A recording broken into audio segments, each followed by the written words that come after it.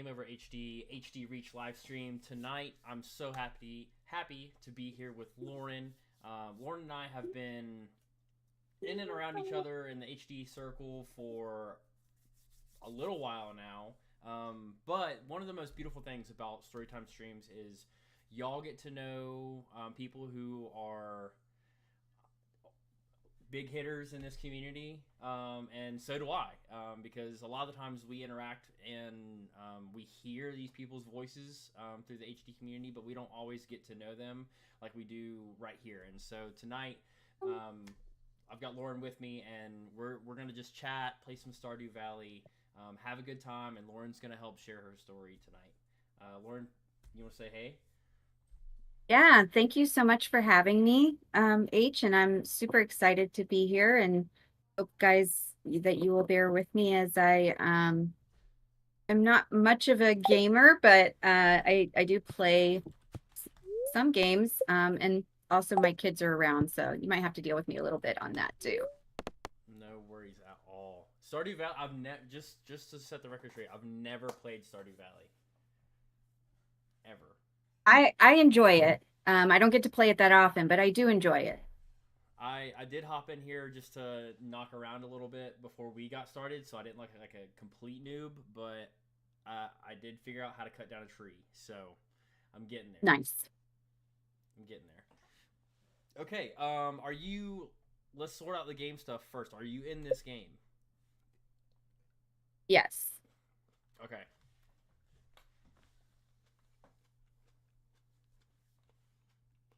Do we have different Give me houses? 1 minute. Give me 1 minute though. 1 minute. Yeah, yeah.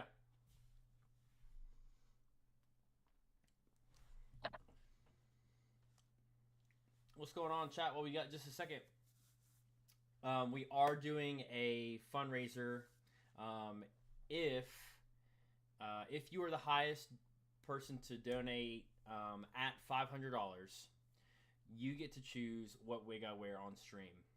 If you're the biggest donor at the 1,000 mark, you will get to choose my entire outfit for stream. So yeah, don't forget about that.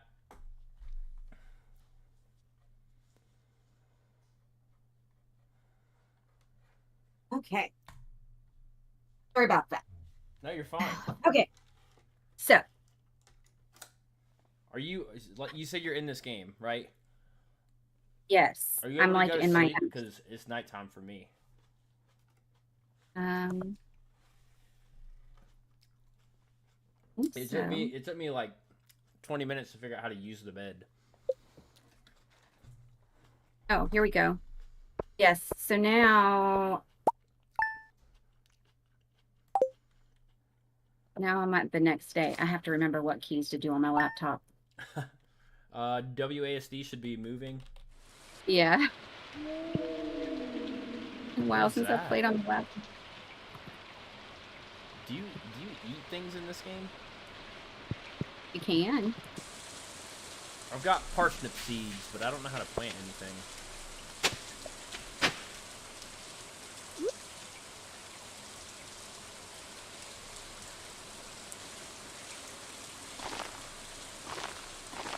It's so rainy.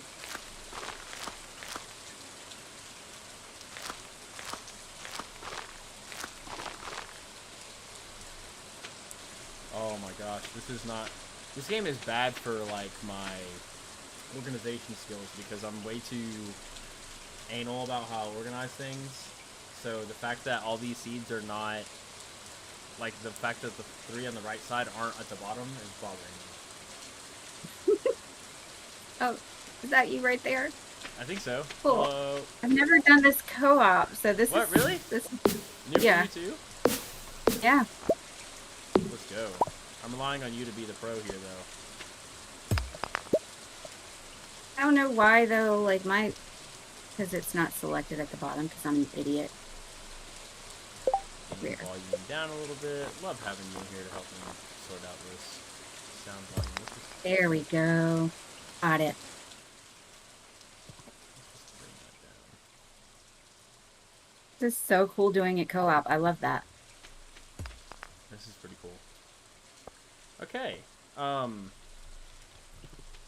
So, uh, just to start this off, um, I did want to mention to everybody that Lauren and I got to be on a panel together recently at the Help for HD event, um, and so that was that was a great experience because it sounds being young caregivers when it comes to and how we were affected by HD. Um, so being able to talk with you tonight and hear your story a little bit more, I'm really excited for, and I'm sure everybody is excited to hear your story too. And before we get started, thank you for being willing to share your story. One thing I like to harp on here is the fact that it is not easy, and it takes a lot of courage to share stories, especially stories connected to HD. So we praise everyone that is willing to come on here and share their story live into the world, because it is a big deal and it should be recognized as a big deal. So Yeah. with that, how did you first learn about HD in your family? Well, first, like, thank you for what you said and your kind words. I'm really honored to be on here, and to be able to share my story. So, how did I first learn about HD? Well, that was years and years ago when I was 15 years old. My Aunt Amy got a phone call from the VA about my grandfather, asking if anybody in our family had ever tested for Huntington's disease. And she said no. And so they went ahead and tested him to see if he had it, because he was having symptoms. And to understand, my grandfather, I thought was just a mean old man and drunk all the time, and couldn't take care of himself, let alone the dog he had or anything. Um, and so when I was 15 and the VA tested him for HD, they found out that he had Huntington's. And that pretty much changed everything. My aunt and my dad started doing research on it, trying to figure out what it was, um, and actually got involved in the first research study, Pharaoh's HD. So that was really my first experience, was my grandfather being diagnosed, and then basically my aunt and my dad going, well, what do we do with this news? And let's get involved in research and try to be proactive. Yeah, that's interesting that it went through a VA. I've definitely never heard that perspective. Well, yeah, it was really interesting because later on, when I went to do my testing, my dad had not been tested, and I had to, in order to get genetic testing for myself at the age of 20, I had to have somebody in the family who had actual results. So I had to go through um, my grandfather's legal guardian to get my grandfather's results from the VA. We had to get a court order from the VA, in Jeez. order to get the results. Yeah, it was like pulling teeth. It was crazy. Um, Now you said you were 15 when all this was going down with your grandfather. Um, how did HD impact your childhood, if at all? So my grandfather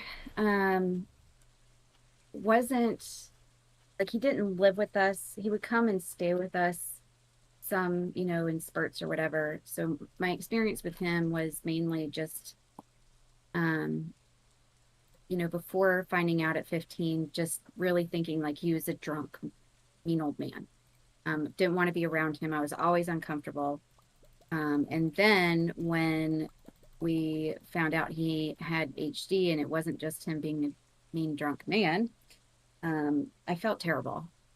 so it really changed my perspective, and the way that I treated him. And I tried to learn more, um, so I would know how to help.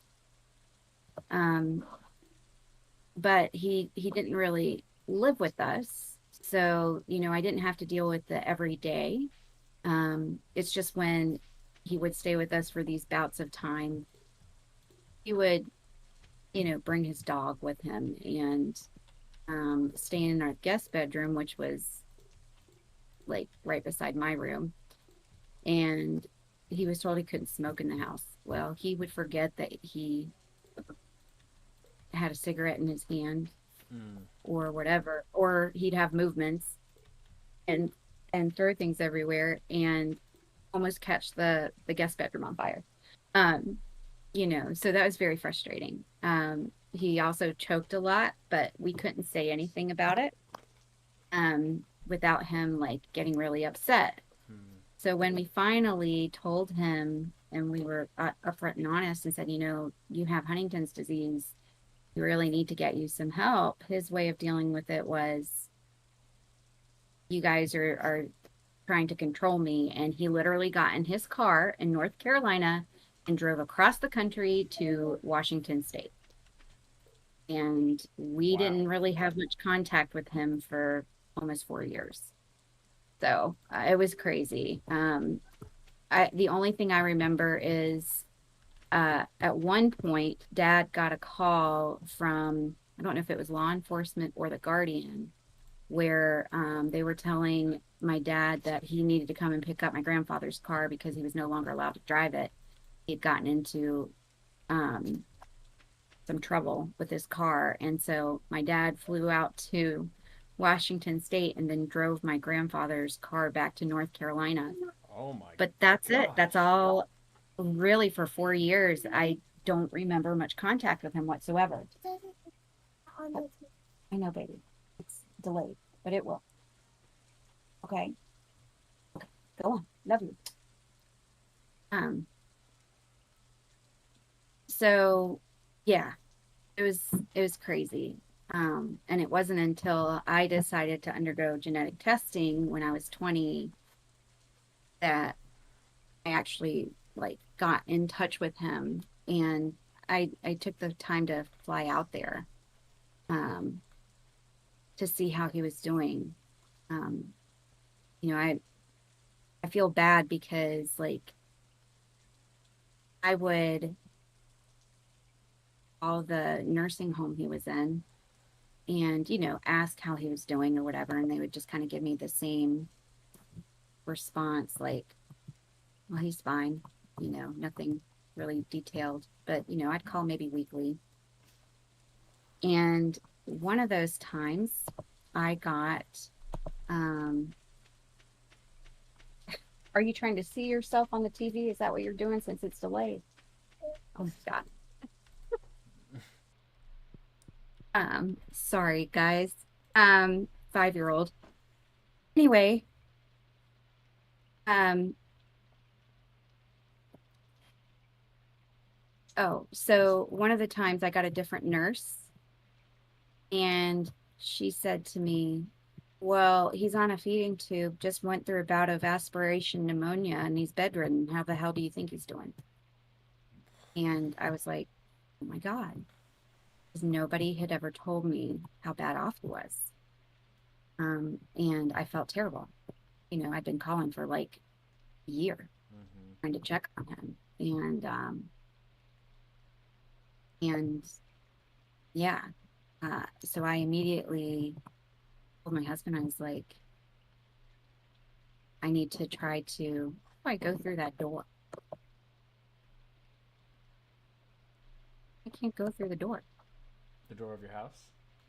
Yeah. I think you right click it.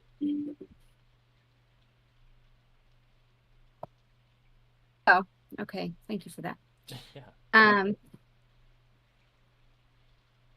but yeah, I told my husband that that I needed to go out to Washington State to see my grandfather because he wasn't doing well, and I didn't want him to be alone. And Okay. You guys can't keep coming in here, okay?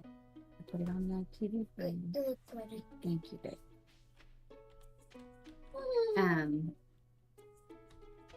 So yeah, I made my way out to Washington State, not knowing what to expect, not having really communicated with him in 4 years.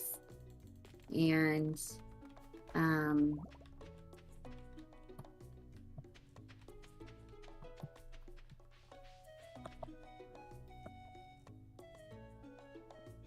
so it was quite shocking, actually. Dude.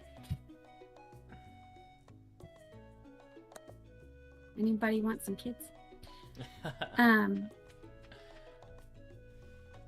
Yeah, so it was quite shocking, actually. I got there, and you know, the man that I remembered, who was walking around my house just stumbling everywhere, catching things on fire and choking and everything, was this man all curled up in a bed. It didn't even look like the same person. He had wasted away. And it just was it was shocking. So, but I said his name, and no, you're done. No more turkey. Don't come back in here. Said his name, and like I reminded him of who I was. He remembered who I was. And like that first day, we just kind of watched TV. And I went back the next day, and I brought like a scrapbook for him full of photos of when he was in the Navy, and you know, of his kids and everything. And we went and actually went into the thank you, baby. Please stay in there, okay?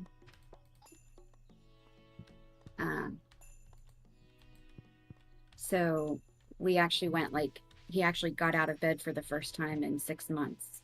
Wow. And yeah, like they said, you know, we're so glad you're here, because he'd not been willing to get out of bed at all. So he finally got out of bed, and we went like into the little room where most people, like the communication room or whatever, the common room. And there was a glimpse of my old grandfather. We're sitting in there, and he looks at me, and he says just very clearly, "Get me out of here." I was like, well, there he is. Yep, no disputing that. Yeah. And I was just like, I wish I could. I'm so sorry, Grandpa Rose. I wish I could, you know, take you back to North Carolina, but I can't. And it was a very good trip. And I made a promise that I would be back to see him. And I'm pretty sure that was the first time I ever heard him say, "I love you." Wow. So it was great. And that visit, I sent the photos immediately to my dad and my aunt. And within a week, my dad and his sisters made a trip out there to be able to say goodbye to him, because he was so bad off. Like, we knew it wasn't going to be long. So yeah, I mean, they at least got the chance to fly out to Washington State and say goodbye to him. And he passed away shortly after that.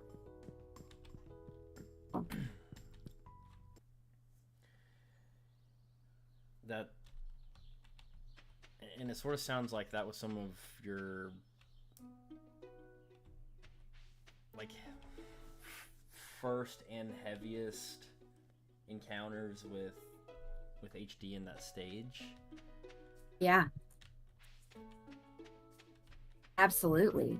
You know, when it comes to HD and my grandfather, like, that's what I remember, those advanced stages. And I remember thinking to myself how, like, he was all alone, and I refused to allow that to happen to my dad. And you know, for me, like, I made a promise that my dad's experience would be, and his journey would be different. and he would not be alone.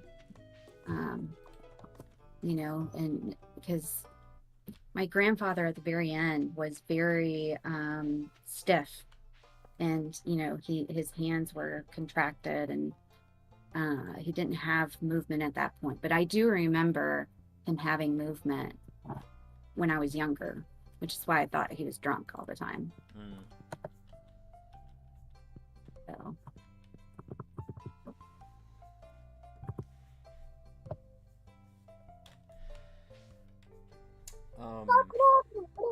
Out.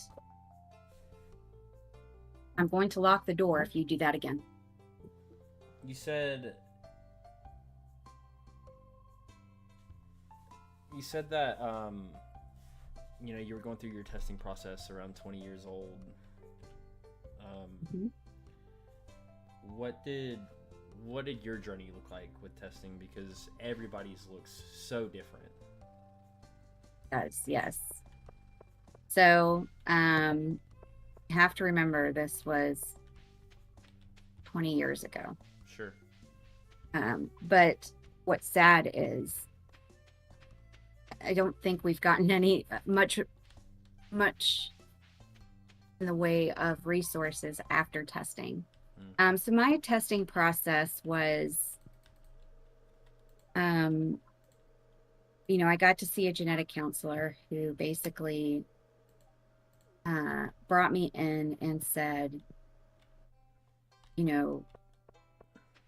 there's no reason for you to test. And wow. I said, why not? Yeah. She's like, because HD is a death sentence. There's nothing for you. You can't get involved in anything. So there's really no point. Wow. And I was, and I appreciated before that, she broke down what HD was, and did give a really good lesson on genetics, but just the, this is a death sentence. There's no reason, to do this. Was really hard for me. I started crying, and she said, are you crying because you don't want to do it? And I said, no, I'm crying because you're discouraging me from doing something that I need to do for myself. I'm not doing this for anybody else except for me, and the fact that I need to do it. And so she said, okay, well, we'll continue and we'll go ahead and do the testing. And so I did a neurologic exam that day, and they drew my blood. And then 3 weeks later, I went back in to get my results. And I didn't even get we were walking in the door, and I didn't even get the chance to sit down before she told me what they were. And, it's hard. Out. I told you if I came back in, I was going to lock the door.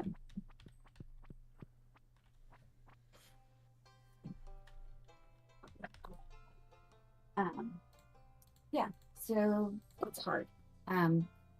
I was walking in the door, and she immediately said, well, you've got a CAG of 43, you're positive for Huntington's disease. And, I was just kind of shocked, but at the same time, there was also a sense of relief of just knowing. It was no longer unknown. It was no longer second guessing myself. Like, at least I had an answer, and something so I could move forward. Yeah. That you could, so, like you said, move forward. Yeah. At least if I had an answer, I could move forward. I could be proactive. I could deal with it the way I wanted to deal with it. And so there was a sense of relief in that. But, it's scary. And nobody ever wants to hear results like that. So definitely not an easy thing. And, Josh and I, my husband, Josh, we were up in Connecticut. He was in the Navy. Our family was nowhere near. So it was me and him when I got my results.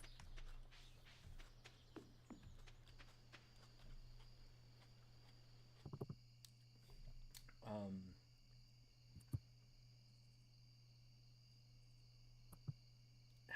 how did you know that 20 years old was the right time? Was it the right time? You said you were during your journey that you know you had discussed with that genetic counselor that you were doing this for you. Mhm. It, I just knew. I don't know how to describe it well, other than for me, it was the right time. Mm. And I just knew it is what I needed for me. Um, my, you know, complicate matters, my dad didn't know what his results were. Mm. Um, he had not been tested yet. And so, we also knew that if I was positive, that meant that my dad would then be positive. So I asked my dad beforehand, do you want to know my results when I get them? Or do you want me to not tell you? And he said he didn't want to know. I said, okay. Oh. And so I did not tell him for 3 months. And he finally asked after 3 months. Um, so Did yeah, you? that's tough too. Yeah. Um, did you tell anybody? So you told people in your family that you were getting tested. Mhm. Um, I told people in my family I was getting tested, and their response beforehand was, "You really shouldn't do this." Um, and after I got my results, I told them what the results were, but I also, until my dad asked, I also told them, like, you can't say anything to my dad. Like, if you call my dad, don't call my dad crying. Don't call him telling him anything. mm.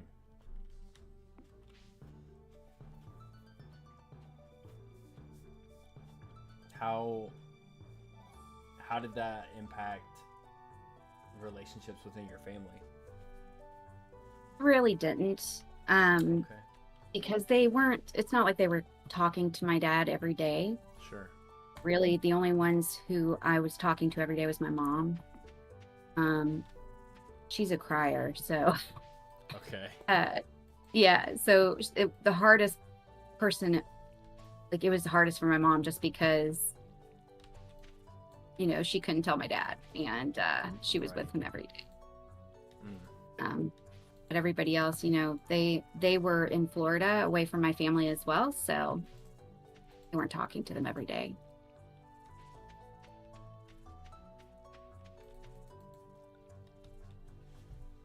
I remember telling my mom that, like, I called her to tell her the results, and I said, okay, I need you to go into the bathroom.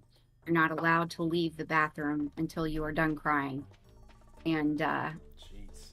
she's like, well, shit. She went in there, and that's what she did. Yeah. She stayed in there until she was ready to come out. Did did communicating that with your family look the same across the board, or did conversations look different depending on who you were talking to? Pretty much pretty much the same across the board, because back then, really nobody except for my Aunt Amy had an understanding of what we were dealing with. So, it was literally having to explain to anybody who asked what it meant for me, because before I explained, people would start going, oh, well, that doesn't mean you're going to get it. I'm like, no, that's Okay. exactly what it means. Okay. So, but I remember one of my aunts on my mom's side and my grandmother saying, oh, you're going to be fine. It doesn't mean you're going to get it. I was like, we apparently need a science lesson. So, yeah, I then took the time to actually explain it all to them.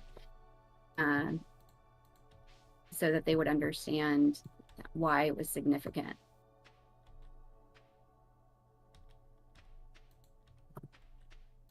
Um, but what it did change was it it created a relationship between me and my dad, and a bond that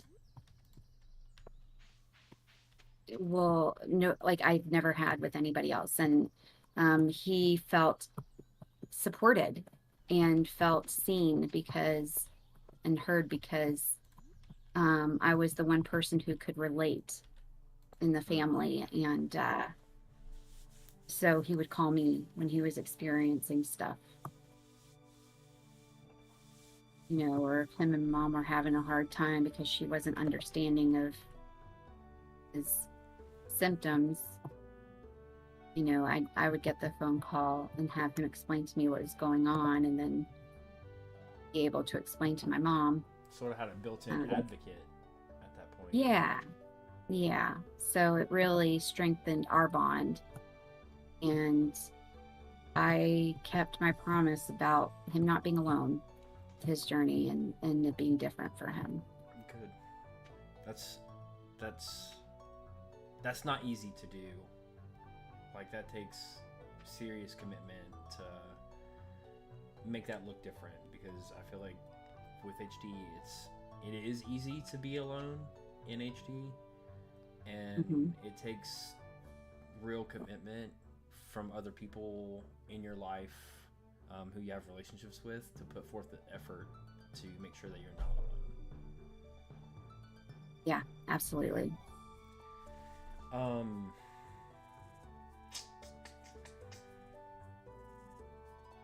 How has that result impacted your life? That's a big question, right? So, like, break that down however makes sense to you.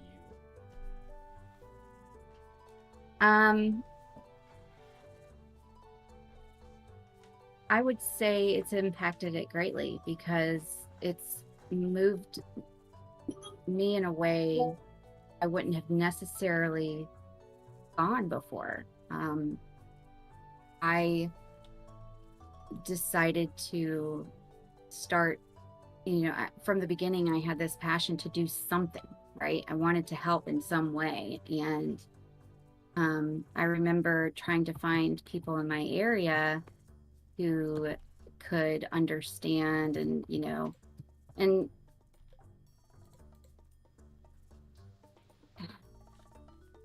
everybody kind of always says, oh, you're going to be okay, right? Like, or, oh, I'm so sorry. Those are usually the two responses you get. Oh, you're going to be okay. Oh, I'm so sorry. But not with understanding. They can't really understand. I met this woman who ran a yoga studio, and she had HD. And she was the first person ever to tell me truly that I was going to be okay. And that that I could control more than what I thought.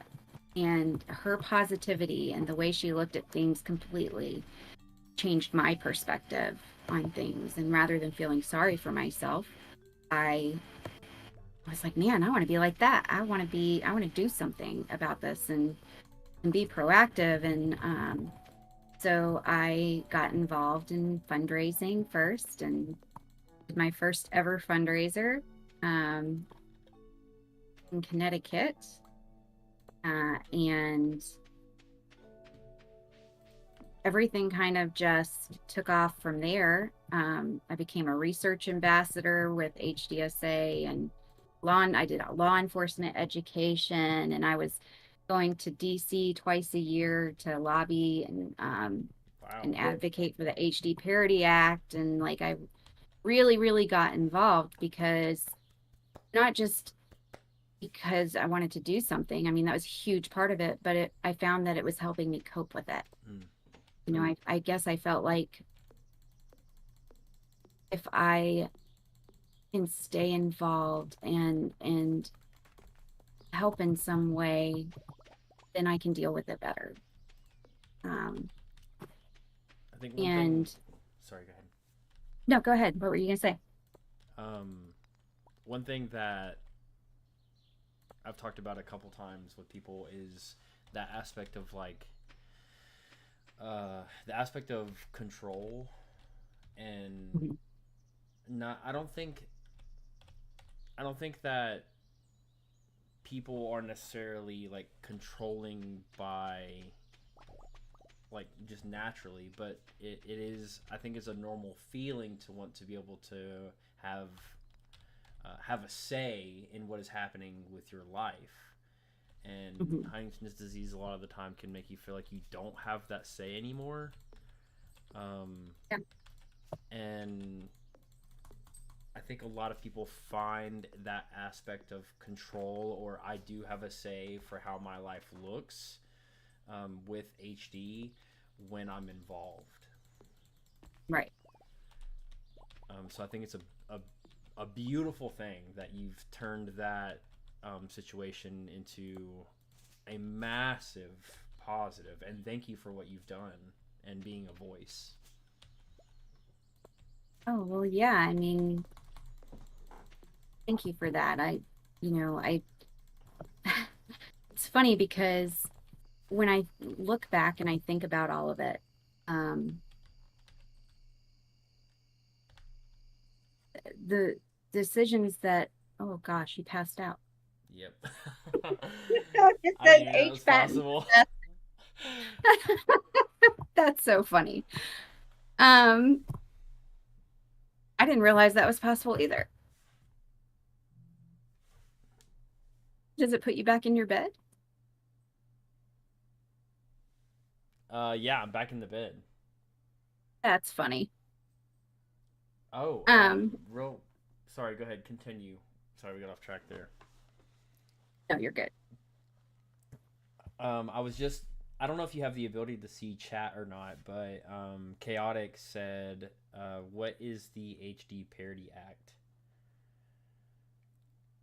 HD Parity Act is um it was a bill that we were trying to get passed to try to get Social Security Administration to change their criteria for Huntington's, because the only thing that was being considered at the time was movements. So you could not receive a diagnosis without movements, which meant you could not apply for disability or get any type of resources unless you had movement. And it really complicated things for anybody who was experiencing cognitive and behavioral symptoms and no movement yet. And then the other side of it was after getting approval for disability, there's a 2-year waiting period to be eligible for Medicare. And so there's only 2 diseases that have a waiver for that, and they can get Medicare right away. And that is ALS and end stage renal disease. And so we were trying to get that 2-year waiting period waived for us as well. But that did not happen. Hmm. So what I'm hearing is there's still work to be done. Yes. Yep. Still work to be done. But that was one of those things that I really focused on for, gosh, several years. I was doing it a lot. And after we, after Josh and I left Connecticut, after he got out of the Navy, we moved back to North Carolina, and I got really involved in North Carolina. I became the chapter president of the HDSA North Carolina chapter and created this really incredible board of people who, made such a huge difference in my life just by helping. And we created, walks and support groups and um, all kinds of stuff. And yeah, we worked alongside this growing nonprofit in North Carolina. Hmm. Uh, What was that that? at the time had a really, really long name, but is now known as HD Reach, which is much easier to say. Um, yeah, but we worked alongside them to be able to provide resources and services and care to people in North Carolina. And we also, you know, uh, my good friend Adrian and I often would go and lobby for the HD Parity Act together. So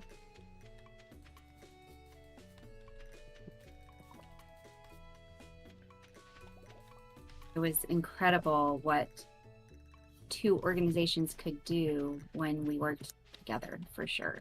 Yeah. Speaking of that long name that got changed, what was? Do you remember what the original name of HD Oh my Reach God. was? North Carolina Center for the Care of Huntington's Disease, maybe? My If God. that's right, I will be really surprised because, oh my God, that was so long ago. Somebody has to look that up and see if I got it right, because that would be incredible.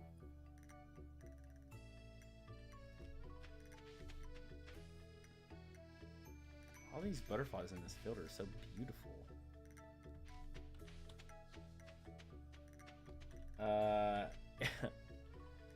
Erica says that she thinks you're right about that. Oh my God. If I'm right about that, like I have no idea how I remembered that at all. But yeah, I remember when it first started and, you know, Dr. Mary Edmondson was doing all the things and we were working together to create the support groups, making sure that they had professionals to lead them and that there was a social worker in North Carolina dedicated to the families and everything. Then it eventually became HD Reach. Let's go.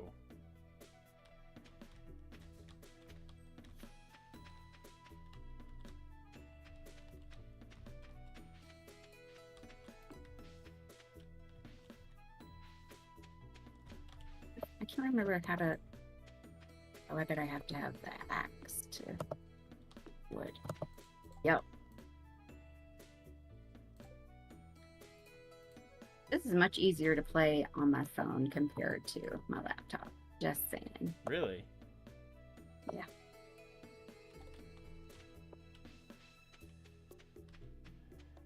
Unfortunately, the moment politicians get involved, any possibility seems to get ruined. Hopefully, one day it will be pushed again. Hopefully. Never know. Oh, goodness. Did you just like. Where are we? Are you with me? Yeah. What? I thought Says, oh, hi there. I thought I just wandered off on my own. No, somebody's talking to you. Lewis.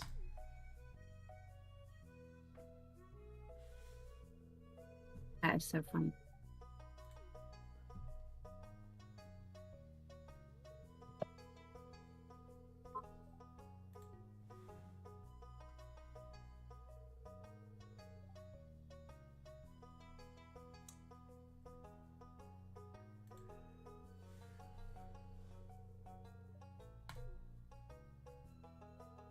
That's funny because we're playing a video game. Right?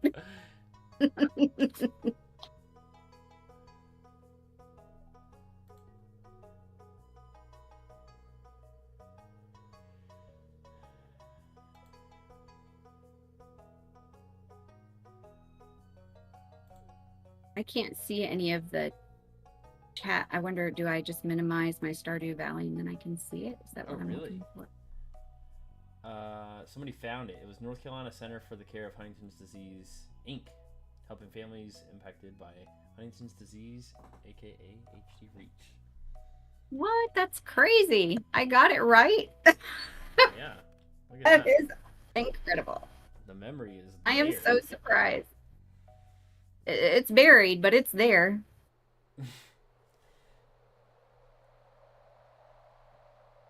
I wonder if it works better when I'm not thinking about it.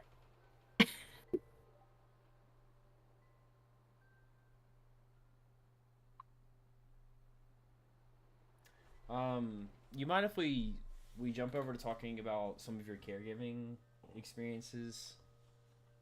No, let's go for it. Okay. Um,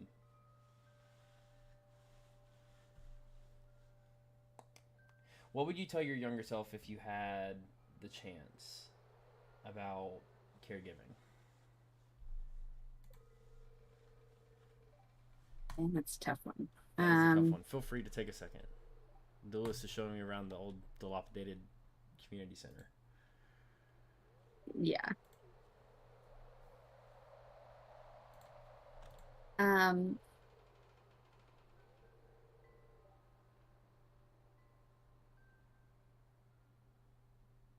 I think um that it's okay to do self-care, Mm. and to remind myself that it's okay to have feelings and it's okay to, yeah, to every now and then do self-care, because I often would feel, guilty about um if I took any time away from helping my mom before I took over as primary um caregiver and as legal guardian, there was guilt there, which I think is pretty common for any caregiver. But you know, those of us who are gene positive and caregivers, it's a little bit harder, um, because we are looking at our potential futures in a different way. And so we truly need to be able to practice self care more and sometimes take that step back in order to process feelings. And I very often would go into what I called my medical mode, where it was easier for me to deal with things if I was focusing on it in a medical way and kind of compartmentalizing in that way than if I was dealing with my feelings. So um, I think I would tell myself to just give myself a little bit more grace and that it's okay for self care. Definitely. Definitely. Hopefully that resonates with someone that is, going through something similar right now. That can take some of that wisdom and apply it to their own life.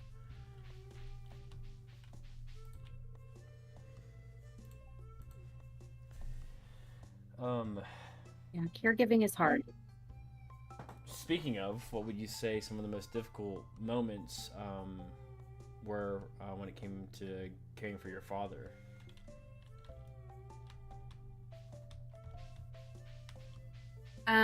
I would say for me, advanced stages of HD are by far the hardest, especially those last 6 months to a year is probably the hardest part of the disease, and being so helpless, knowing that things are progressing and there's not anything you can do but make somebody comfortable. And I, for me, it was so important that my dad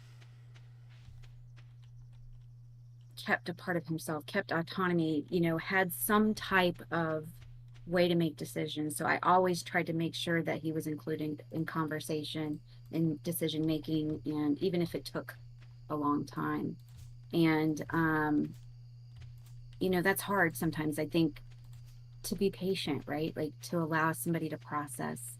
It's easier for us to be able to just speak for the person. Yeah. But we need to not do that, because in that process, the people we love are losing their voice.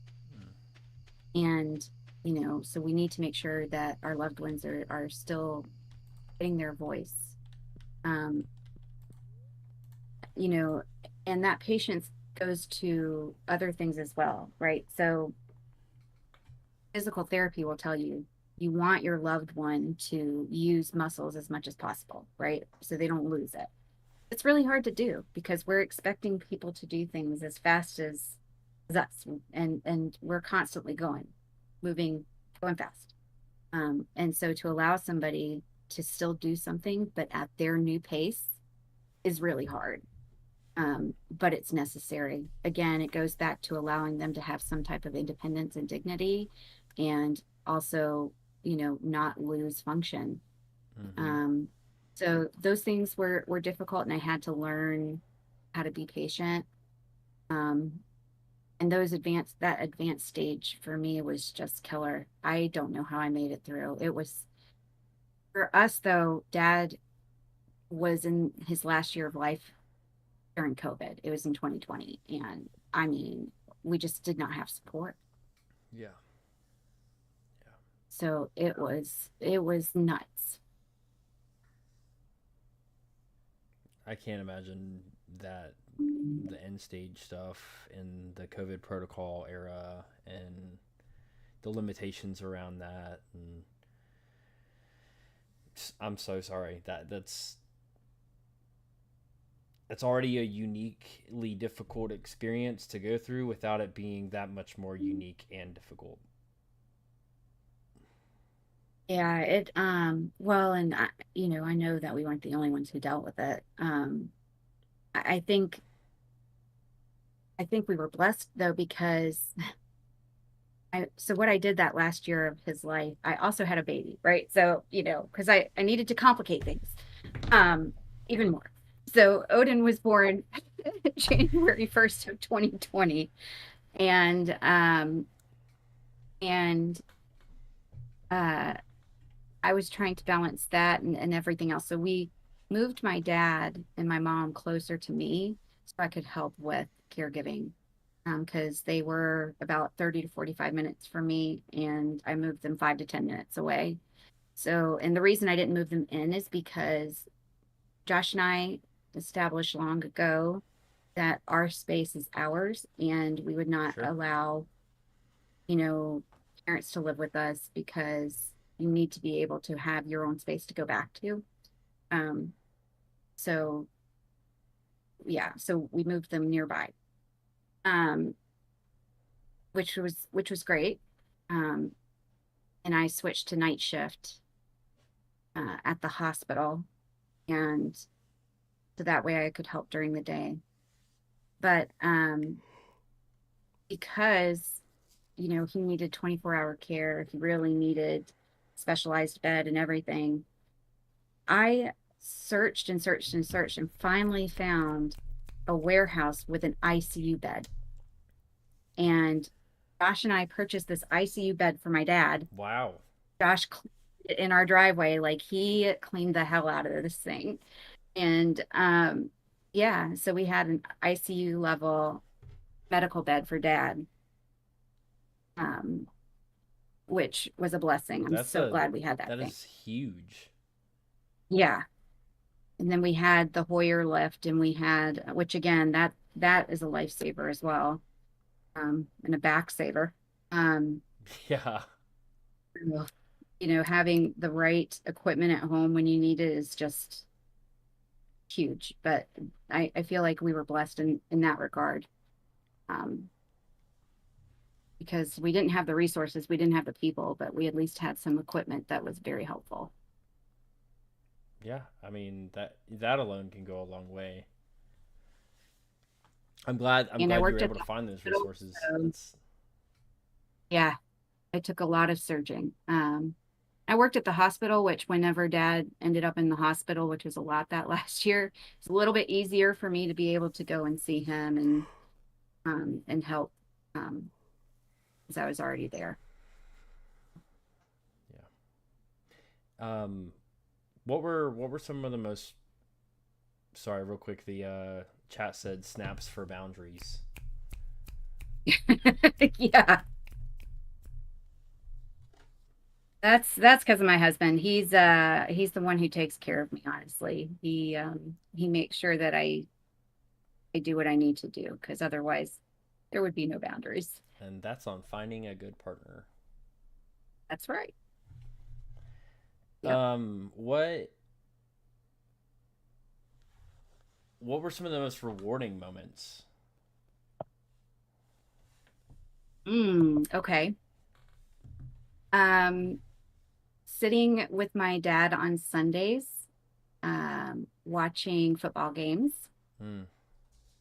Uh, those were always good. Or when he would put Zoe on his walker and roll her around. Um, this is a dark sense of humor one. But we often would joke that my mom caught HD because she would get so mad at us. We would start laughing at her and just saying that she caught HD. Um, Oh, yeah, she didn't think it was funny, but we thought it was hilarious. Um, um, Probably one of the most special moments was his last Christmas.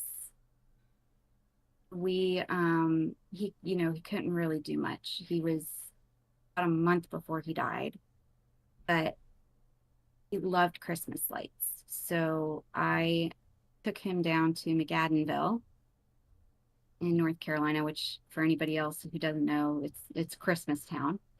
Um, and drove him through McAdenville, and he just lit up. He was so excited and happy.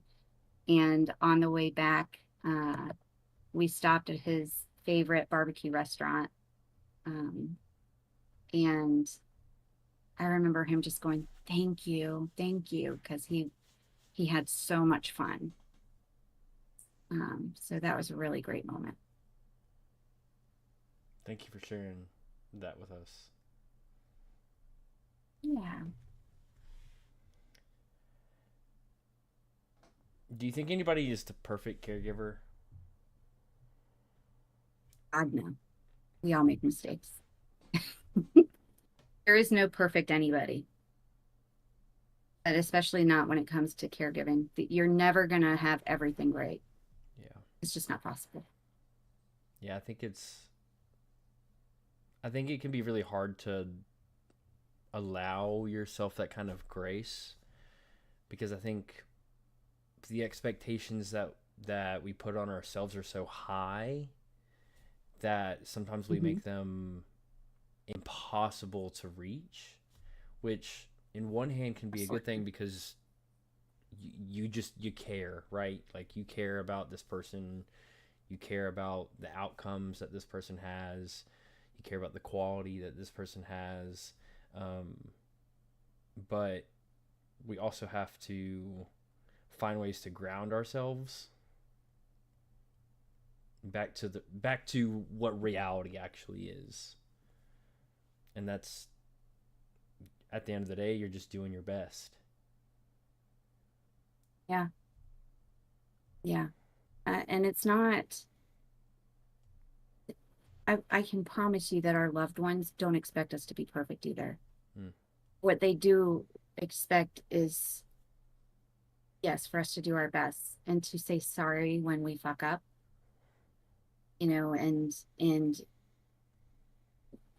to remember that they're people and, allow them to continue to have their voice. mm, And as long as we're doing that,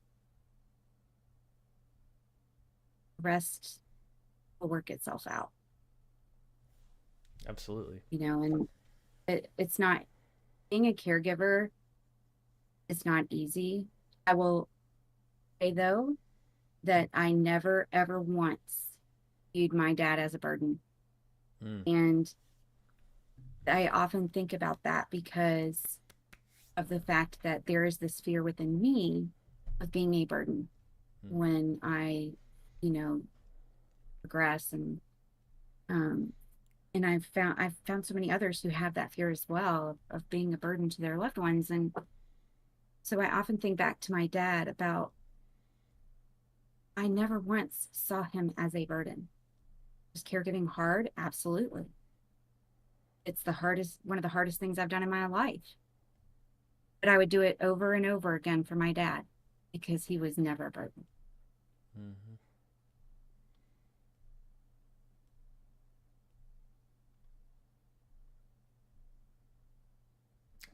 Hearing people talk about feeling like a burden makes me want to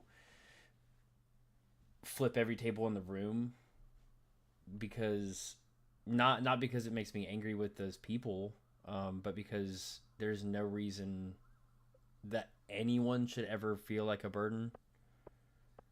Um, like it like it burns me inside to know that this is such a common thing for Mhm. people who are impacted by HD.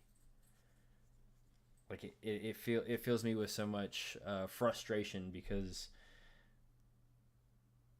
no one is a burden. No one's a burden, and it's so easy to feel that way.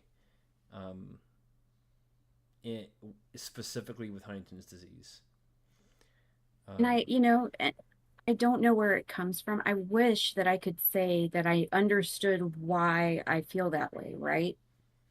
But I don't. I don't understand myself of why I have in my head that I am, mhm. and that for some reason me having HD makes me feel like I am more of a burden or that I will be more of a burden because we don't think that way about cancer patients. We don't think that way about loved ones with Alzheimer's. So why do we have that in our heads? I don't know. Yep. Don't know what it comes from. Yep. I I don't either, but it's a very common trend within the HD community. Um, very. I mean, this is just reality. It's probably why there's such a high rate of self harm within this community. Is that exact feeling? Um, so so Yeah. please just know. Um, whew, sorry.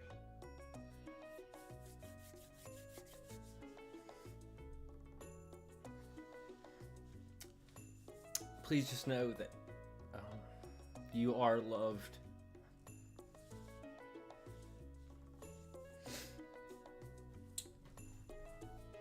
Crewmate, crewmate for life. You got a family here. Thanks for that.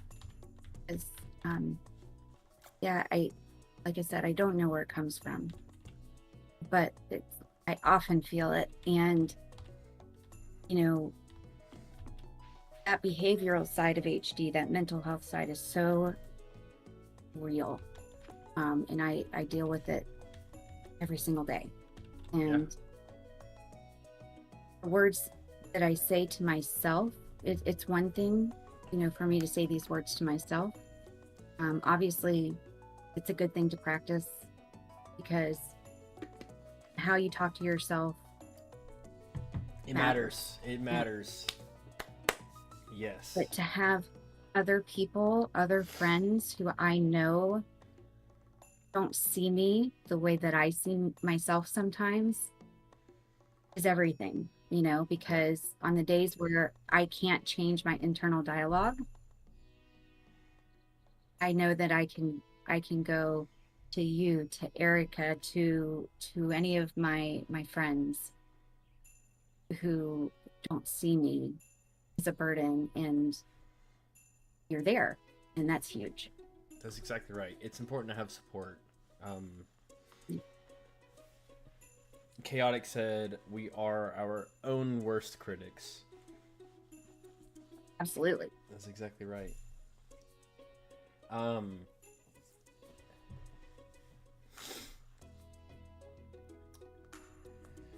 whew. Shake that off real Sorry, I quick. got you into the heavy stuff. No, no, that's why we're here. That's why we're here. If we don't talk about it, who's going to talk about it?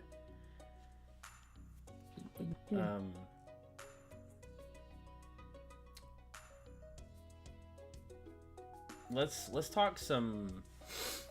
Since we're talking about community and we're talking about support systems, let's talk a little bit about your experiences within those systems, within those groups, specifically the HSG conference. I'm not even sure what that is. Oh, the conference I just went to. Can you explain to me what that is? I have no idea. Yeah. So the HSG conference it was just in Nashville. Actually, today was the last day of it. But it is a scientific conference where all of the medical professionals, clinicians, researchers, industry come together to talk about updates and best practices in HD,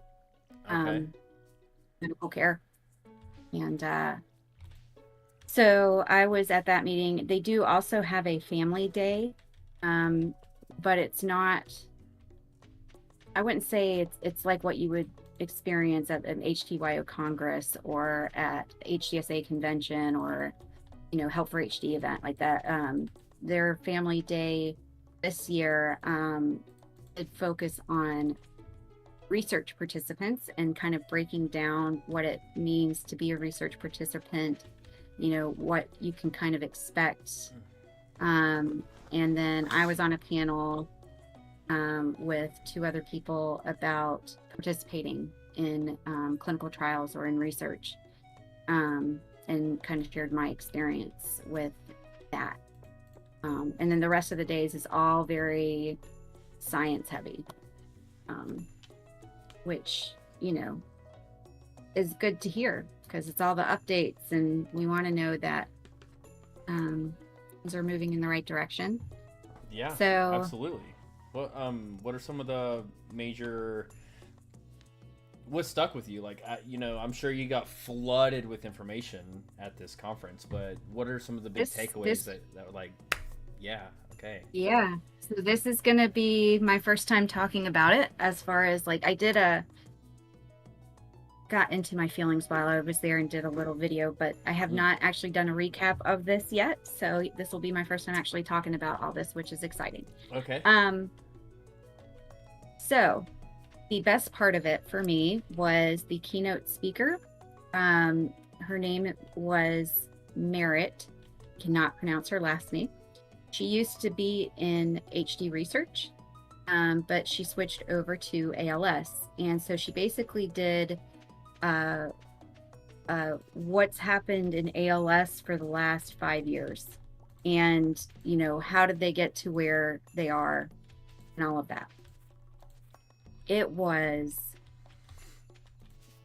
incredible to see how ALS has grown and how they have become so successful as far as their clinical trials, as far as their research, getting things approved, how they do their trials. Like, she truly went into all these different aspects of ALS and ALS research and all of that. But the key point that she made that I think everybody needs to hear is that the reason they are successful and they have progressed so much and they are where they are is because their community is aligned. They collaborate on everything. So they share data among all of them, which is a huge, huge thing. When they go to the FDA, all of them, all the stakeholders go and they are aligned. So it is not anybody competing in any way. Yeah. And what they showed was that the way that they are doing it is successful. It can be done. They've proven it.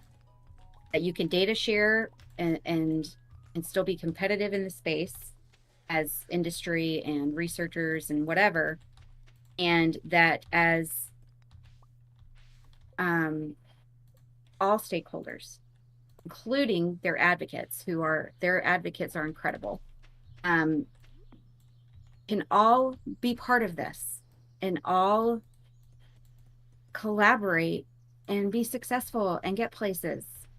And so I was just blown away with her presentation, with her words.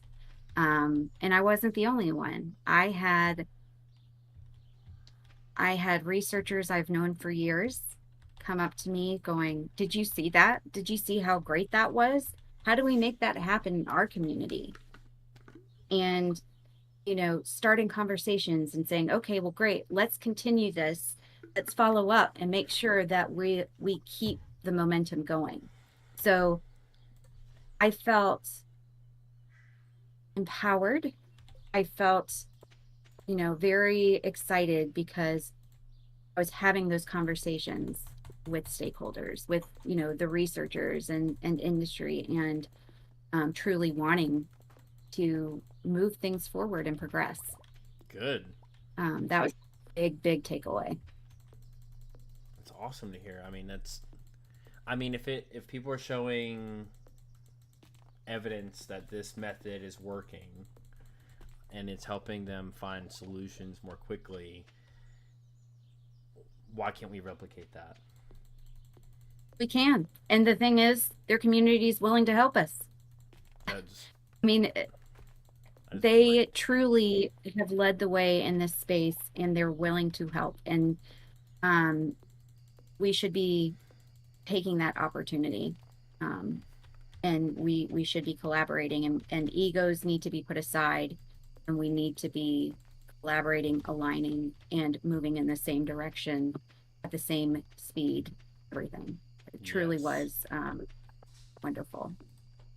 that is great to hear. um, yeah, and then the other things, obviously they gave updates about the different trials. Unicure, obviously they had their big update already, but Uh, all of the Huntington lowering stuff is exciting. Novartis gave an update on moving in phase 3. Um, and, you know, that should be in the next year, really taking off, and US will be included in that. Prolenia shared an update about they did another data poll for prodopidine, which actually showed to slow progression of HD if you are not on certain medications called ADMs. And there's a press release about it I can share. Um, so they're getting ready to do another phase 3 uh, so that they can show the data they need to be able to get that approved. So Okay. that's exciting. Yeah. They're not stopping, they're continuing and moving forward. There were posters there of, you know, new research and all these things that they're learning, and like about sleep disturbances, and um about well, the one that I cried about that everybody knows because they saw me cry since I put the video out there was about um how, like, it's really hard for people with HD to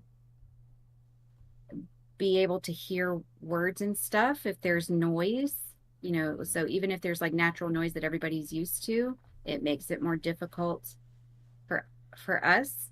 And so they were able to look at it in a scientific way and prove that it's an actual issue and a symptom or sign of HD, and could potentially be used as a biomarker for prodromal That's great. and early HD. Yeah. So there was that, and I cried just because I experienced that, and I've been trying for a couple years to explain what it is that I experience, and I never had words for it, and there it was in a poster, and I was just like, well, shit. There you go. And So, you are seen, Lauren. You are seen. yes, Yeah, but also it's like, damn it, I knew it. Like I beat myself up over this. It's like I know this is what I'm experiencing, Mm-hmm. but it made it real, Yeah. seeing it in the poster. I was like, damn it. So, but that's okay. Hell yeah. A fancy New poster with. normal and you just adapt. Yeah. Oh yeah. Well, I'm super glad that you got to go to this and experience it firsthand and learn all this in person and take it all in and feel the emotion and the energy. Um, for people who didn't get the chance to go to something like that, do you have any recommendations where people can stay up to date with the latest HD research? Yes. So obviously HD Buzz does a really good job of breaking down research and they tend to you know, uh, do the most recent stuff. You can also do my podcast, the Help for HD live podcast. We also I try really hard to stay up to date on everything and give updates. HDYO also does a really great job of posting stuff immediately to social media Mm. and making sure that it is available to the community and they break it down. They also have a breaking down barriers series on YouTube. So I would recommend those avenues for sure. Um, but HD, if you want to read things, HD Buzz would be the best one to where you can actually read in depth from scientists. And then, like I said, I just kind of do updates on the podcast, and HEYO breaks it down as well. And they do try to get researchers to help with that information. So, Okay, so this is information coming from researchers in ways that yep, I can understand it. yep. Okay. The what? Let's go. Hannah hike stuff. Let's go. Thank you. Oh, thank you for the donation. Um, who knows? Maybe if you or somebody you know continues to donate, you might be the highest donator once we reach $500, and you can choose what wig I wear on stream. Okay, that's awesome. If you're the highest donor when we reach $1,000, you choose my entire outfit, and I am not scared. Okay, so have you picked out the wigs and everything and shown them to people, or do people actually get to go online and pick a wig out for you and you have to get it? Oh, people will select a wig, and I will monetarily find one that is the closest and cheapest in look alike. That is awesome. Yep, yep, it is gonna be interesting.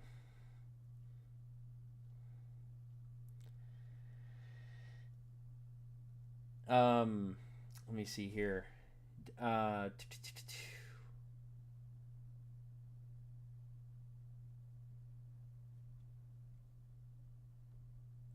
Unicure. We haven't even talked Unicure news. Oh, yeah.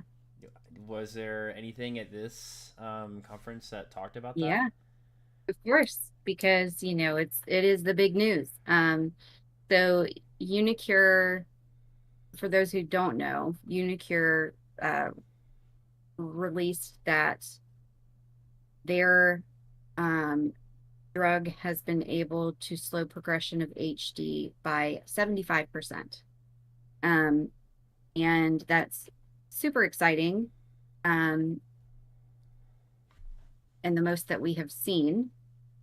It's based off of what's called CUHDRS, which is outcome measurement. Um, what's even more exciting is when you compare not just CUHDRS, that outcome measurement, but others with it, along with what's called neurofilament light chain, which is a biomarker that they use. Hmm. And so all of it is trending in the right direction. And that is why they are confidently saying slowing of 75%. Um, and What that means is that instead of 1 year, we would get 4 years. It is a really easy way of looking at it. Sure. Yeah. I have done a podcast episode on this with Dr. Ed Wild, so I would highly Oh, recommend, amazing. you know, Yes. Plug if that. you want information, go to the Help for HD Live podcast on well, you can do iHeart, iTunes, Spotify, Spreaker, on the helpforhd.org website, and it's all over social media. So yeah, go Let's there. go. There's a really, really good podcast episode on this with Dr. Ed Wild where he breaks it down and explains, what it means. Um, so yeah, that's exciting news. However, this is not a treatment that is available to us yet. It has not been FDA approved. It is still in a clinical trial. And um, so what that means is we are going to have to wait until the FDA makes a decision. So Unicure will be meeting with the FDA before the end of the year, and they will then know how to proceed. What they are going to be fighting for, as well as other advocates, is accelerated approval, which means that the FDA would go ahead and approve the surgery. So this is a one and done treatment. It's a gene therapy, a one and done treatment, but it's a brain surgery. Mm. So this is not an easy thing to do. It's also not very cheap. It's going to be expensive. Yeah. And it's not going to be available to everybody, when it first comes out. That being said, we don't know how the FDA is going to proceed, whether or not they're going to limit it to specific stages in HD or if they will open it to all of HD, because of us not having anything else for us. So it's kind of this waiting game still with FDA. But the hope is that they will do an accelerated approval so that we could go ahead and get it approved and start working on getting it covered by insurance, Yep. Medicare, Medicaid, that type of thing. But they would also have to do a clinical trial at the same time to back up their research, which would be great because then those who are waiting for that approval and for it to be paid by insurance could get into a clinical trial and, still benefit from the surgery if they meet the criteria. So that would be probably best case scenario. But we will just have to wait and see what the FDA says. Yeah. Yeah, that's where they stand right now. And, I know that there are some people who are iffy because it's not a lot of people, but I mean, we're talking about a rare disease. Mm-hmm. We're talking about being followed for 36 months, right? 3 years. And I mean, it really is exciting stuff. We need to take the wins where we can and definitely work on solutions to barriers. But this also doesn't mean that the other things that are in the pipeline are just obsolete. It actually means that anything that is working on Huntington lowering is a potential treatment and could benefit us. And so where people may not qualify or be eligible for the brain surgery, they may be eligible for a pill, because there are multiple companies right now that are working on pills for us that do Huntington lowering. So, and their data looks good.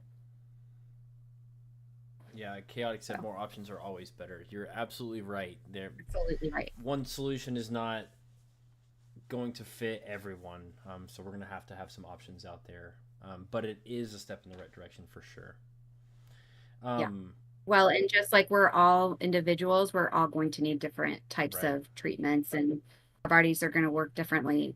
So yes, having the options it's always better. And, one of the things that Dr. Ed Wild actually talks about in the podcast is the potential for a cocktail of medications, or combination therapies is what he calls it, um, which is not something that I thought about before, in the way that he described it, but it's a really cool way of thinking about it. So I highly recommend going and listening to the episode. I definitely will be listening to that episode for sure. I need to. Uh, I have Spotify Premium. I'll be downloading that and listening to it while I do yard work. It's Nice. um. Oh, real quick, do you mind doing whatever you need to do so I can farm a little bit more? It says I'm waiting on you. Oh, sorry. No, you're fine. You're fine. We're getting into the combos. Distracted with talking. Yeah, no, it's good.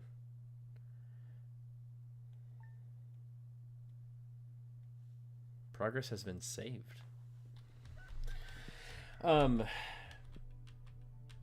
Chaotic says I've been getting into podcasts more, so that would definitely be a great one. There you go. Add that to the list. What advice do you have for those who are considering testing because of what they have heard around the trial updates? Were there any conversations around that at this conference? There wasn't, but interesting. Here's the thing. That's interesting. At least not that I was a part of. I'm sure that some had, private conversations. Side conversations. Here's the thing though. Testing is such a personal thing. And nobody has the right to tell somebody whether it's right or wrong for them. Like, you have to make that decision for yourself. Mm-hmm. If you feel like testing for the purpose of research is what you should do, I would not discourage you. But what I would say is, remember that you can't take that knowledge back. So you want to test when you are at a point where it's going to motivate you instead of hold you back. And the reality is, if you have HD, if you're gene positive either way. It's just that you don't know that. And you can't let this result set you back. You have to allow it to move you forward. Let knowledge be power. And, you don't have to do it for research. Absolutely. Like, it's awesome that this research is happening. It does not mean that you need to get tested. It means that now you have something on the horizon if you decide that you want to get tested. Yeah, I love that. Something to fall back on, that is a resource and a support. Absolutely. Let's talk a little bit about HD Pace. HD Pace. First off, what is HD Pace? Did Seth go into it at all whenever he was on here? A little bit, but I'm not worried about Seth right now. I'm worried about Lauren. I was just curious how much information he gave. He talked about it just a little bit. So HD Pace is a group that was started. It is not a nonprofit. It is not, it is a group of independent advocates who decided that we wanted to help make a difference when it came to accelerating research in HD. And we decided that we were going to figure out how to do it, and help with coming up with solutions to any barriers that, we could help with. Because in 2021, when when Roche halted their trial, it was devastating, and it made us go through this grief cycle, because it felt like, for me, it felt like there was another death. I lost my dad in January of that year. I lost my cousin in March of that year. And then Roche stopped their clinical trial, and it was so far along, and it was devastating for me. And at the time I was dealing with also, at the time I was pre-symptomatic, but knowing that I was starting to kind of pick up on some things. Um, so Seth and BJ came to me, and we started talking about how we were feeling this sense of urgency, and that we didn't feel like others really understood how urgent we truly feel, being so close to the ledge, right, of HD beginning. And all of this led to an FDA patient listening session, and ultimately HD PACE, which is a group of us that that we're working on solutions to barriers. And one of those solutions happens to be an HD clinic rating system for the community. So we created a survey that we sent out to the community and put on a website. And it is to provide the perspective of the community about their clinics and their sites, any of them. Whether it's, if you go to a primary care physician for your HD, we want to know. If you go to a specific neurologist that's not a center of excellence, we want to know. If you go to a center of excellence, we want to know. And it would be within the last 2 years. It can be for genetic testing. It can be for anything. It can be, for research, but we want to know all of it. We want to create a dashboard and a rating system for our clinics so that we know what works and what doesn't, and where we have good clinics and where there needs to be improvement. And the goal is for our small team of advocates to help with connecting resources and finding ways to help improve the sites that need that, not to tear them down, Sure. not to keep people from going, but to help build them up. Yeah. Why?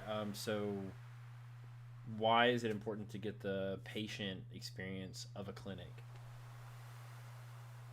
Because the patients are the ones that matter the most, and we can have our clinics rated by just the professionals, just the, doctors and the employees, but they're not the ones who are going there for the services. And we need to know what's good, what isn't. We need to know what works and what doesn't. We need to know, that we're receiving consistent care and resources, and that when you go to a site for research, that you're going to get the same experience at one that you would get at another. And if not, then either we need to fix that, or you need to have the option of going to the one that is better for you. So knowledge is power. Information truly helps us move in the right direction and improve. And not all sites are created equal at the moment. So, that patient perspective, the caregiver perspective, it matters. How does the caregiver experience of a clinic help? The caregivers are the ones who are taking our loved ones there. Truly at a certain point, the caregivers are instrumental in getting our loved ones to the clinics. They also need their own services, and these services can include occupational therapy, physical therapy, mental health services, a social worker that, a lot of the centers of excellence, the social worker isn't full-time, but other places do have full-time social workers. So a lot of places offer like an all-in-one, others don't. A lot of times you have to be referred out, maybe for genetic testing. But our caregivers truly have to navigate those appointments and those resources and services as our loved ones become sicker as they progress. And um, so it's really important that they're, the caregivers are rating this as well, so we know what they find, helpful. um, is it easier to get to that clinic because they have better parking, or more handicap accessible? Do they provide a caregiver with a way to get mental health resources? Or, you know there are just so many different ways that a caregiver's perspective helps to improve um, all of this as well. Yeah, I could definitely see that. I mean, I think that definitely goes. I think that goes beyond just HD too, right? Because we talk Yeah. about this. Like, I see this just in like one of my grandparents. Just how how well does the clinic listen to what family has to say about the situation, not just their patient that they're observing in that moment. Absolutely. Absolutely. Because perspectives are important. You can't just listen to one perspective and expect it to be the truth. No matter who it is, what disease you're dealing with, you know, there's always multiple perspectives, and you need to be able to listen to all of them and be open to all of them, because they're all going to be unique and from a different point of view. And that means that they're probably right, or somewhere in the middle is. Definitely somewhere in the middle for sure. Usually, right? Yeah. Yep, for Um, sure. Sorry, I've got a fish on the line. It's distracting me right now. Fishing is not I got easy in this distracted because I game. was looking for my hair tie.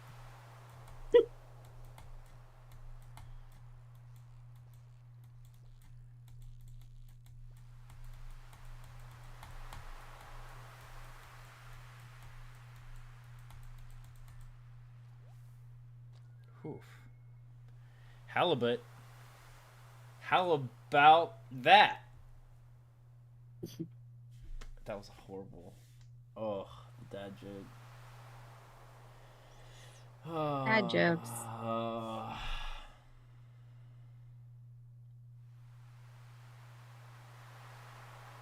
Hey, what do you call a magician that lost his magic? I don't know what. Ian. All right. How can someone access the HD Pace survey? Go to hdpace.org. So hdpace.org, and it is on there. Um, that is probably the easiest way to do it. Okay. It's also, we have some social media accounts as well, and it is posted on there as well. So on Facebook and Instagram and um, wherever else I posted it that I don't remember right now. Anyway, it's on social media as well. It's out there, is what you're saying. It is out there for sure. Whew.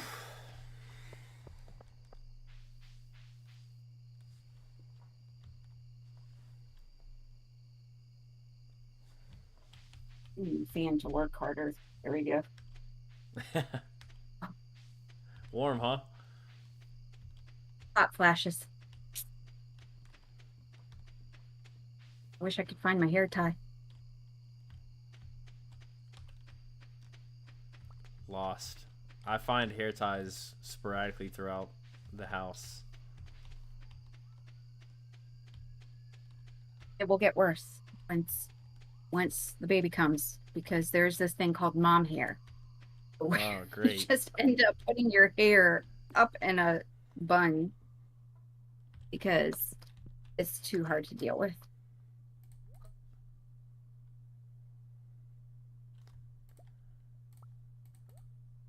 can't take it anymore. The air has to go up.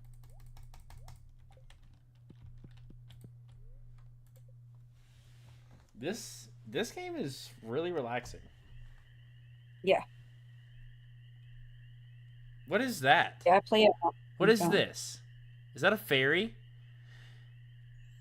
She was a fairy. What am I watching right now? Are you seeing this? Hold on.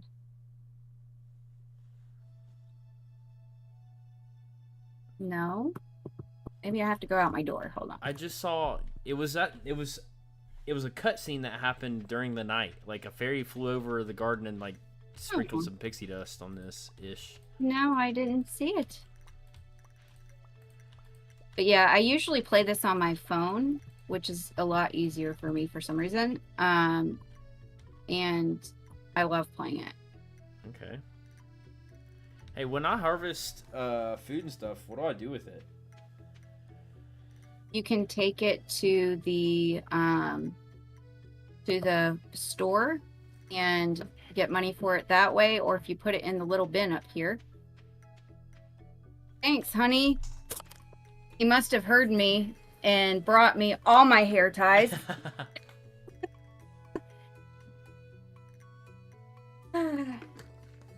Hannah says, I think it makes your crops better quality. It's pretty rare. Oh, look at that. And this little box right here, you can put the stuff in there, and then the next day you'll get, or overnight you'll get money. Ooh, so I don't even have to go anywhere. No, you just put it in the box. Love that.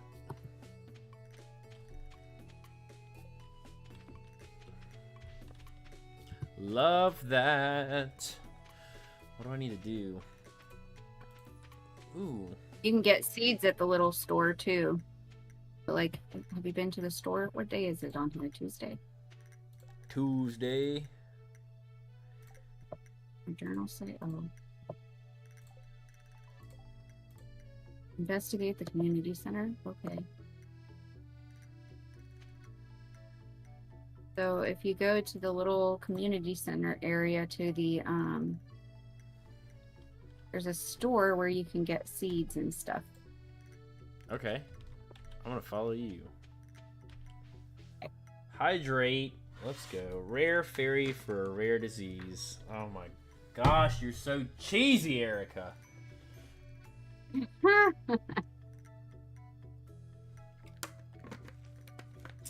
Thank you for the hydrate. Your boy's thirsting in here.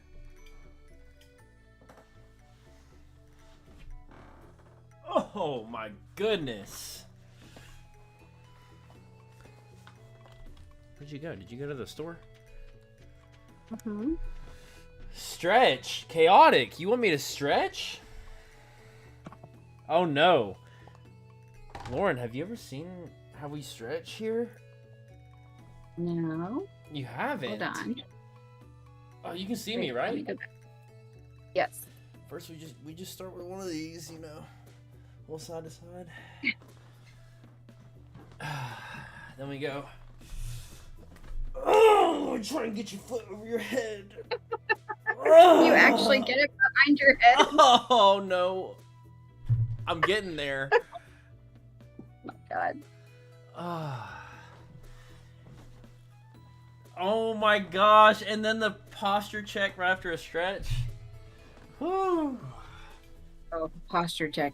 Oh, that's hilarious. Hit him with it. Dang, that thing's looking good. Sorry about that. Sorry you had to see that. That is, that's pretty funny. How's your wife feel about that one?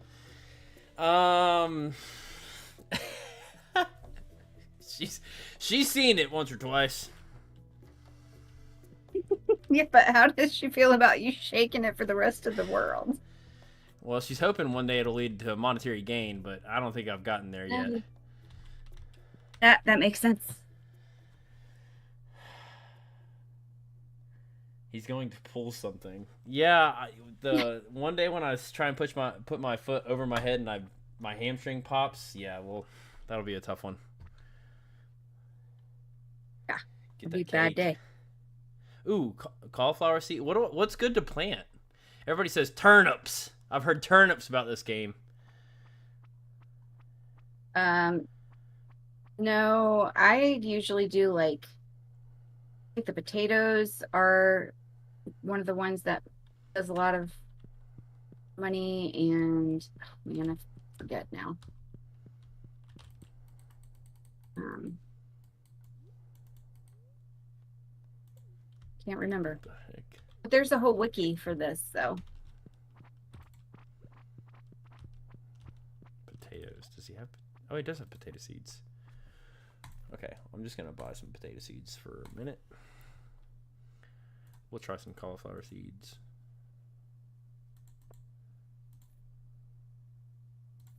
there's also a saloon. Bean starter.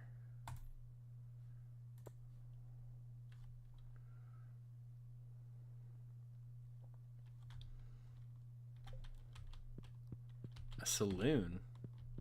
Why are there so many people over here? Why is this person working out? LOL, Where it's are for you a at? good cause. What's to hate? Lauren's like, yeah. She's like, I'm not sure about this. This will be Lauren's first time and last time on the stream. She's been freaked out. Nah, you have to remember that I have been at conferences and convention with them, so That's I know exactly how right. it is. Oh, I'm in the middle of a workout class. What in the world? Everybody's working out in here.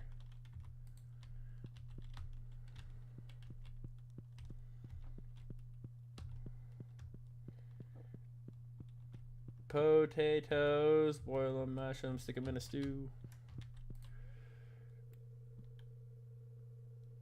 Also, you can go to the beach and get shells. Is that where you're at? Where are you at? You're running all over the place. I'm at the beach. Oh wait, now it's doing a cutscene to somebody. Are you getting your fishing pole? Yeah. Spaghetti? At the saloon? There's beer at the saloon? Mm-hmm. Dadgum.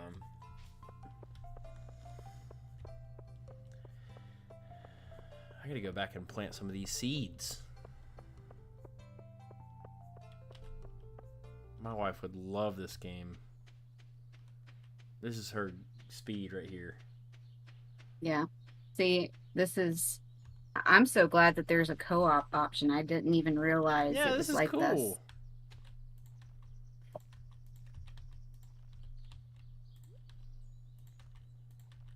Is it bad for me to like plant stuff like all together? Like, does it need to be separate? No, you can plant it all together. Okay.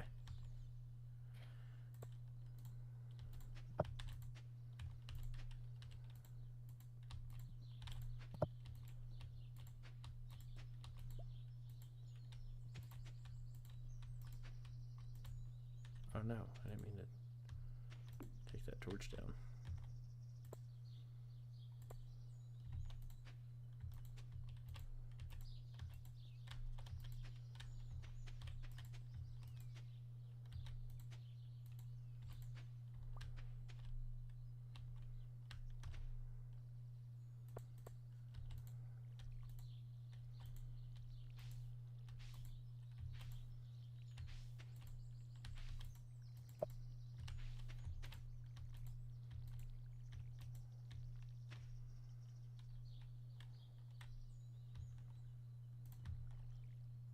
Okay, Erica.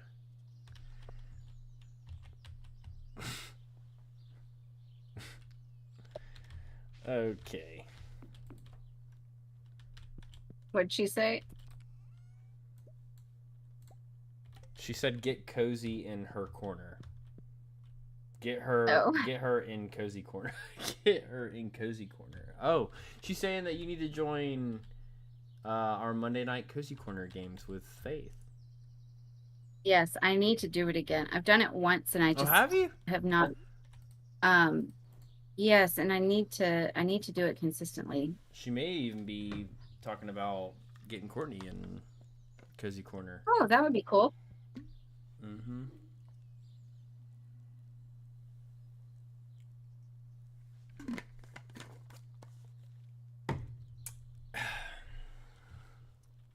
Okay, How do I cook this fish?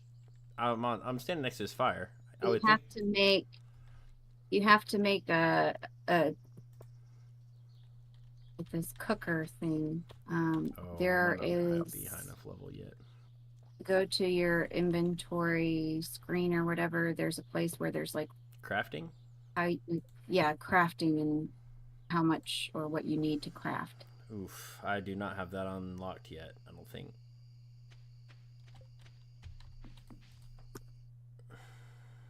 I have to find it on here because on the laptop it's different than my phone. I know where the journal is. I don't know. I went to bed. There's a lot in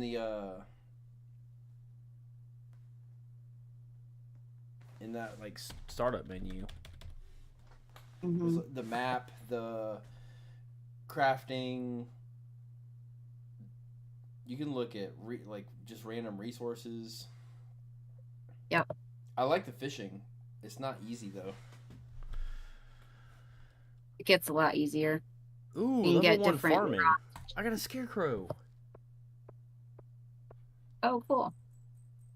Oh, and I got paid for those. I got paid for not turnips. Those what were they? I don't know, but Start with yeah, an you get S. like when you put them in that box, then you'll get paid for them overnight. Do I still have to water my stuff when it's raining? No, Okay. not when it's raining. Scarecrow, wood, coal, fiber. I should have everything you need for that. Let's see.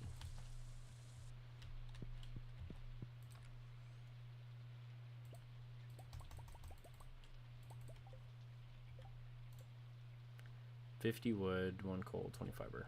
50 wood, 1 coal.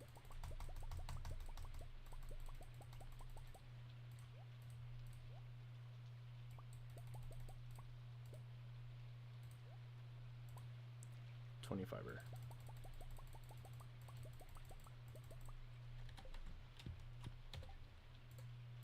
Boom, Scarecrow. What you know about it?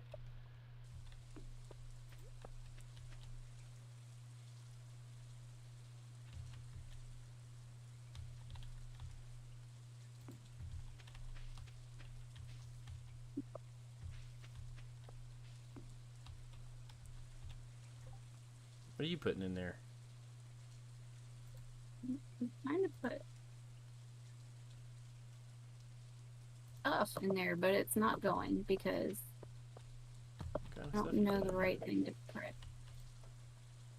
Anyway, How do you know what to put in there? you can put anything in there. Okay. Is there anything that you shouldn't put in there? Like, oh my gosh, why would you put that in there? You need to do that with it instead. Hey, Kitty Cat 433 600. Thank you for the follow. I'm trying to think.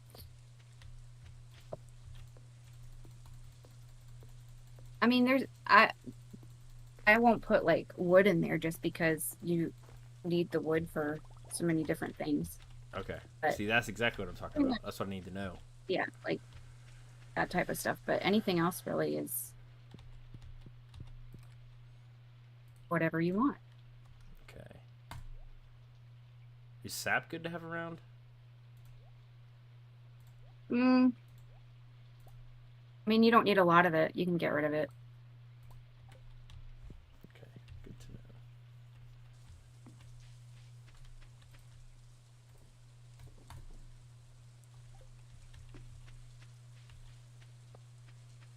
Forget how to get to. What did I click before it?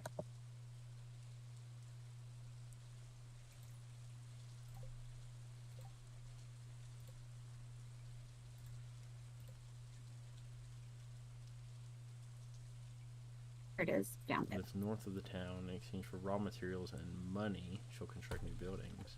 Okay.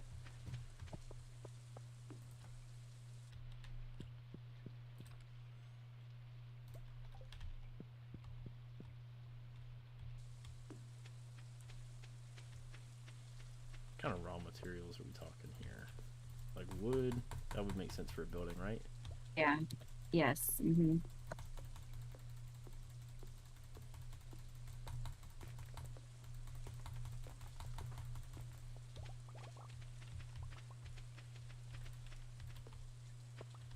Is that you running around? Mm-hmm. Says to investigate. Like I have a thing that says investigate the community center, so I'm just gonna go do that. Oh, nice. I need to go north of town and find this person that can build us a chicken coop. Oh, I can always show you where that is too.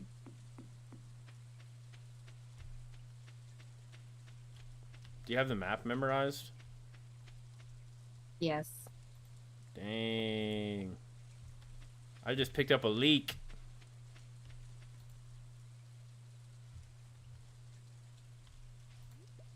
I just picked up another leak. Is that a cave? Are you joking right now? What is that? Railroad. What?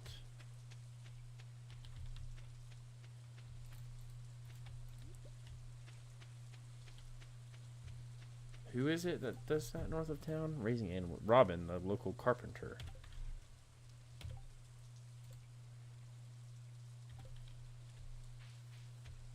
How far north of town we talking here? Where are you at? I am at the... Oh, this might be it. It has a saw. Oh, yeah, I can see you on the map. Okay. Upgrade house. That Construct farm buildings. That is so cool. 4,000? Chill out there. Yep. 100 It's stone. This is outrageous. Housing prices are through the roof. 300 wood, 100 stone, and 1,000 buckaroonies.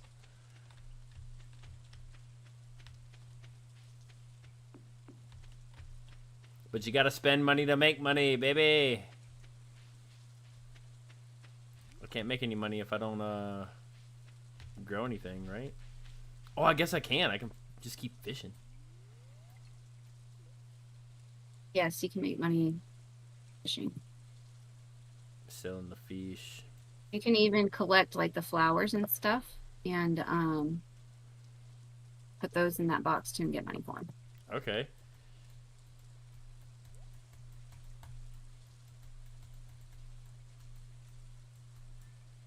And eventually you can unlock the mine and get money that way too. Love it. Wow, this game has opened my eyes.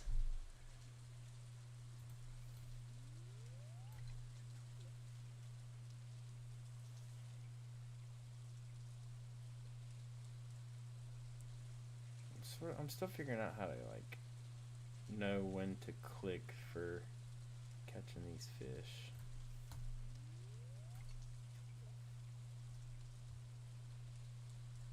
Do I have to wait until it says hit? Or an exclamation point? When you have the exclamation point, yeah. But each fish is some of them are easier than others, and you have to do like I think certain things for certain fish. Okay.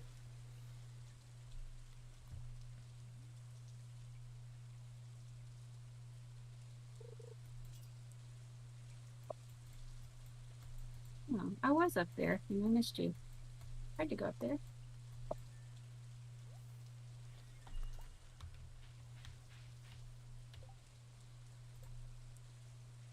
Are you coming all the way up here? I'm not going to now, but I was up there. Now I'm talking to people. There's a mine. Why is there a wizard in here named Marlin?